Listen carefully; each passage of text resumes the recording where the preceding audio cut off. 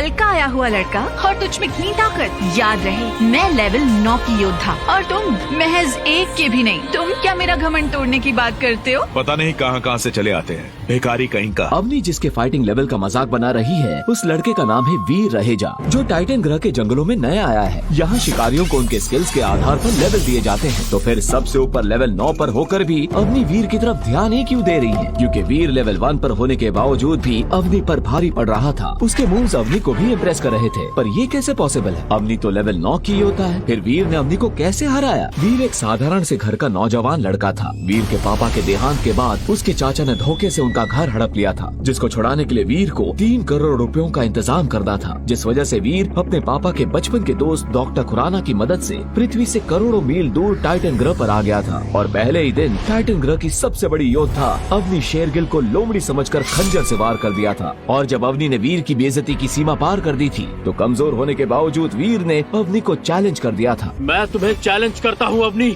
आज से 2 महीने बाद मैं तुम्हारा घमंड चकनाचूर कर दूंगा। मुझे कमजोर, कायर और सन की बुलाया था ना, अब मैं तुम्हें यानी टाइटन की सबसे शक्तिशाली योद्धा को हरा कर दिखाऊंगा, वरना मेरा नाम भी वीर रहेगा नहीं। तो फिर ठीक है वीर, मुझे भी तुम्हारा चैलेंज एक्सेप्ट है। और याद रखना, मैं लड़ाई में अपनों को भी नहीं बख्शती। तो तुम तो अनजान हो, दुआ करना बेरहम मौत न मिले। अवनी के जाने के बाद जब वीर का गुस्सा थोड़ा ठंडा हुआ, तो उसे अपनी ही हर बात पर रिग्रेट हो रहा था। वो खड़े खड़े बस खुद से ही बातें किए जा रहा था। अरे वीर, कम से कम इतना तो सोच लेता कि तू किससे बात कर रहा है। एक तो तू पहले ही टाइटन ग्रह पर नया है, ऊपर से आते ही दुश्मनी मोल लेनी, जहाँ लोगों को एलियन मार कर थोड़ी सी ताकत हासिल करने में सालों लग जाते हैं। वहाँ मेरे जैसा बंदा जिसने जिंदगी में एलियन तो दूर एक चूहा तक नहीं पकड़ा, वो सिर्फ 2 महीने में इतना सब कैसे करेगा? बेटा वीर, तेरा तो राम नाम सत्य होना तय है। खुद को कोसने के बाद वीर देव आश्रम की तरफ लौट आया। देव आश्रम पृथ्वी से आए लोगों का बेस था। यहाँ सभी को उनका एक रूम अलॉट किया गया था। जब वीर देव आश्रम पहुँचा तो उसकी आंखें फटी की फटी रह गयी, क्योंकि बाहरी ग्रैंड मास्टर पूरे देव आश्रम के साथ खड़ा था। और ग्रैंड मास्टर का नाम पूरे टाइटन ग्रह के शक्तिशाली लोगों में से एक था। उसने तुरंत कहा, अबे ओ छुचंदर, वो तू ही है क्या जिसने मेरी अवनी डार्लिंग पर वार किया और लड़ाई के लिए भी चैलेंज किया? अगर जिंदगी से प्यार नहीं तो ऐसे ही बता दे, अभी तेरी गर्दन को तोड़कर फुटबॉल बना दूंगा। वीर को समझ नहीं आ रहा था कि अभी उसे क्या करना चाहिए।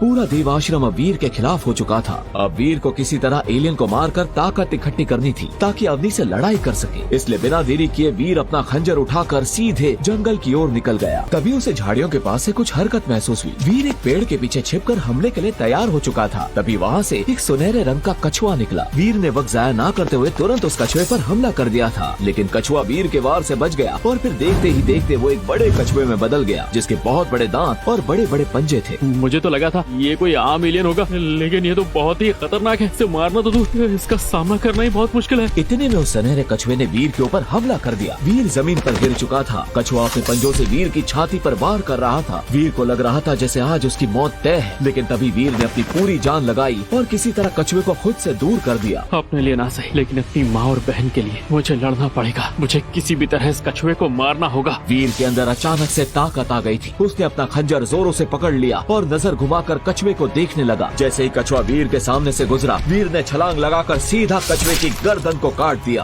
और अगले ही पल कछुआ मर चुका था। तभी वीर के सामने एक नीले रंग की ट्रांसपेरेंट स्क्रीन आ गई। आपको प्राप्त हुए हैं 7 जीन पॉइंट और सुनहरा कवच। ये सुनकर वीर हैरान हो गया और इसी के साथ उसके सामने एक सुनहरे रंग का नकाब आ गया। सुनहरा कवच, ये क्या वाला है? जैसे ही वीर ने उस नकाब को छुआ, उसका पूरा शरीर सुनहरे रंग के कवच से ढक गया। इसे पहनने के बाद वीर को खुद के अंदर ताकत महसूस हो रही थी। उसने अपनी ताकत चेक करने के लिए पूरी जान से एक पेड़ पर मुक्का मार दिया और तभी उस पेड़ में बड़ी सी दरार आ गई। वीर को बहुत खुशी महसूस हो रही थी, क्योंकि पहले ही शिकार से इतनी बड़ी चीज जो हाथ लगी थी उसे। लेकिन वीर नहीं जानता था कि अभी एक बड़ी मुसीबत वीर का इंतजार कर रही है। जब वीर देवाश्रम के अपने कमरे में पहुंचा, तभी वीर के पास पृथ्वी से डॉक्टर खुराना की वीडियो कॉल आ गई। वीर, मैं जो भी कहने जा रहा हूँ उसे ध्यान से सुनना। तुम्हारी माँ। क्या हुआ माँ को? खुराना अंकल, क्या बात है? वीर, तुम्हारे चाचा और बुआ फिर से आए थे। कह रहे थे अगर अगले 3 महीने में 3 करोड़ रुपए नहीं दिए तो तुम्हारी माँ और बहन को घर से धक्के देकर बाहर निकाल देंगे। 3 करोड़ रुपए का इंतजाम मैं कर लूंगा। खुराना अंकल, आप बस माँ और बहन का ध्यान रखिएगा। ये कहकर वीर ने तुरंत फोन काटा और शिकार करने के लिए फिर से जंगल की ओर जाने लगा। लेकिन तभी उसने कुछ लोगों को बात करते हुए सुना। तुम्हें क्या लगता है, क्या वो सनकी वीर 2 महीने में इतना ताकतवर बन जाएगा कि अवनी को हरा सके? अरे कैसी बात कर रहे हो,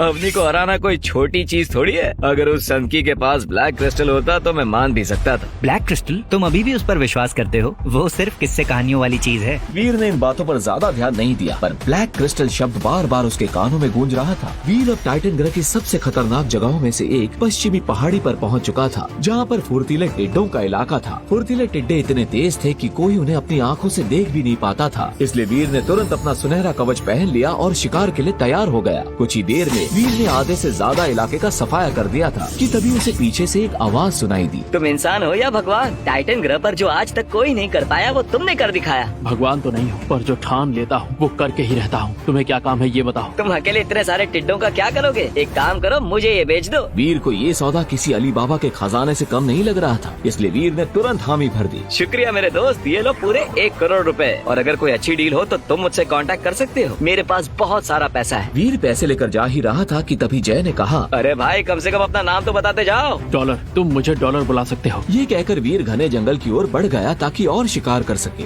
एक तांबे के सींग वाले गेंडे का शिकार करने के बाद वीर ने अपना सुनहरा कवच उतार दिया और वापस साधारण सा वीर बनकर देवाश्रम के अपने कमरे में चला गया। अपने कमरे में पहुंचने के बाद वीर को उन लोगों की बात याद आने लगी जो उसने देवाश्रम में सुनी थी। अगले दिन वीर सबके साथ शिकार पर चलने के लिए तैयार हो चुका था और करीब 3 घंटे के बाद वो लोग वहाँ पहुँच चुके थे जहाँ पर एलियन रहता था। जब वीर को एलियन दिखा तो मानो उसके होश ही उड़ गए, क्योंकि उसके ऊपर का हिस्सा बैल का और नीचे का हिस्सा इंसान का था। उसके हाथ में एक सुनहरी कुल्हाड़ी थी जिसे वो जब भी हवा में लहराता तो वो आग उगलती थी। तभी ग्रैंड मास्टर ने जोर से चिल्लाया, इसके ऊपर आखिरी बार मैं ही करूंगा, क्योंकि जो आखिरी बार करता है डेविल सोल भी उसी को मिलती है। एलियन चारों तरफ से घिरा हुआ था और हर जगह से उसके ऊपर तीर से वार हो रहे थे, लेकिन वो तीर भी उसका बाल भी बांका नहीं कर पा रहे थे। तभी एलियन ने अपनी तेज रफ्तार की मदद से एक ही पल में ग्रैंड मास्टर की सवारी को चकनाचूर कर दिया, जिसे देखकर ग्रैंड मास्टर गुस्से से आग बबूला हो गया। तू नहीं जानता तूने किससे पंगा लिया है। तूने ग्रैंड मास्टर की सवारी को चकनाचूर किया है, जो मुझे मेरी जान से भी ज्यादा प्यारी थी। अपनी उल्टी गिनती गिनना शुरू कर दे। तभी ग्रैंड मास्टर ने अपनी हरी चील वाली डेविल सोल को बुलाया और उसका तीर बनाकर सीक्रेट ब्लड एलियन की तरफ दाग दिया। तीर उड़ता हुआ सीधा उसके सीने में जा लगा और कुछ ही पलों में वो गेंडा घायल होकर जमीन पर धराशायी हो चुका था। ये देखकर सभी की आंखें फटी की फटी रह गयी, क्योंकि किसी ने भी कभी ग्रैंड मास्टर को इतने गुस्से में नहीं देखा था। और अब वो खुशी का जश्न मनाने ही वाला था कि तभी आसमान से एक हरे रंग का चांद के आकार वाला भाला उड़ता हुआ आया और सीधे सीक्रेट ब्लड गेंडे के जा लगा, जिससे वो पूरी तरह मर गया। फिर अगले ही पल बिजली की तेजी से एक व्यक्ति आया जिसने सुनहरे रंग का कवच पहन रखा था। वो वीर था। उसने सीक्रेट ब्लड एलियन की एनर्जी ली, उसकी डेविल सोल ली और ब्लैक क्रिस्टल लेकर चला गया। ये सब इतनी जल्दी हुआ कि कोई समझ ही नहीं पाया था। जब ग्रैंड मास्टर ने जाकर देखा तो वहाँ पर बस एलियन की लाश पड़ी थी, जिसके पास डॉलर का साइन बना हुआ था। आखिर कौन है ये डॉलर जिसने मेरी ही नाक के नीचे से मेरा शिकार चुरा लिया? क्या वो मुझे जानता नहीं मैं कौन हूँ? हम में से कोई भी उसे नहीं जानता, बल्कि उसका नाम ही पहली बार सुन रहे हैं। व्योम, तुम देव आश्रम के एक एक कमरे की तलाशी लो और कह दो जो भी उस डॉलर के बारे में बताएगा उसे पैसों से मालामाल कर दिया जाएगा, और अगर कुछ भी छिपाने की कोशिश की तो फांसी पर लटका दिया जाएगा। पूरे देवाश्रम में सन्नाटा छाया हुआ था, क्योंकि आज तक कभी भी ग्रैंड मास्टर के साथ ऐसा कुछ नहीं हुआ था। व्योम अपने लोगों के साथ मिलकर पूरे देवाश्रम की तलाशी ले रहा था। वीर अपने कमरे में बैठ ब्लैक क्रिस्टल को देखे जा रहा था कि तभी उसके दरवाजे पर दस्तक के साथ व्योम कमरे के अंदर आ गया और उसने वीर के पास ब्लैक क्रिस्टल देख लिया। क्या होगा जब व्योम बच जाएगा वीर के चंगुल से और बता देगा उसका राज? आखिर क्या शक्तियाँ थी ब्लैक क्रिस्टल की? क्या होगा जब वीर का डॉलर होने की सच्चाई आएगी सबके सामने? आगे की कहानी जानने के लिए देखें अगला एपिसोड सिर्फ पॉकेट FM के YouTube चैनल पर,